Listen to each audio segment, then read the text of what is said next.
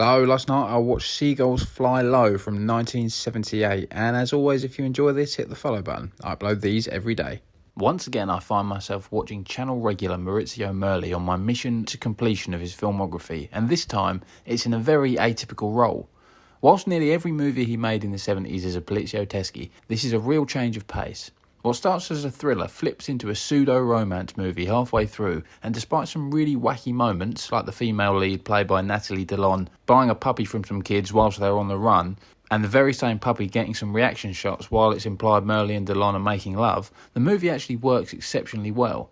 It's too poorly written for it to be a classic for me. There are a number of absolutely infuriating moments in the early throws to set up the story which really annoy me. We also start with a scruffy looking Merli with classic tash and long hair before he has to change his look for reasons related to the plot. And he changes to the lesser Merli look, the short hair and no tash a la Highway Racer from the same year. The story, whilst it does include some very flimsy plot points, serves as a good enough basis.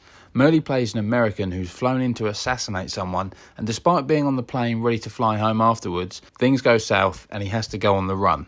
From this point on, it becomes a chase movie with Nathalie Delon joining Merli for the second half. After Delon appears, the story becomes much more focused on their relationship, but it's still got plenty enough to keep you entertained, even without the usual extreme violence of a Merli movie. I guess it's almost a noir in appearance. There is a wonderful Austrian company called Cinematography whose version I watched. They do an awful lot of lesser seen European movies and it's worth checking them out.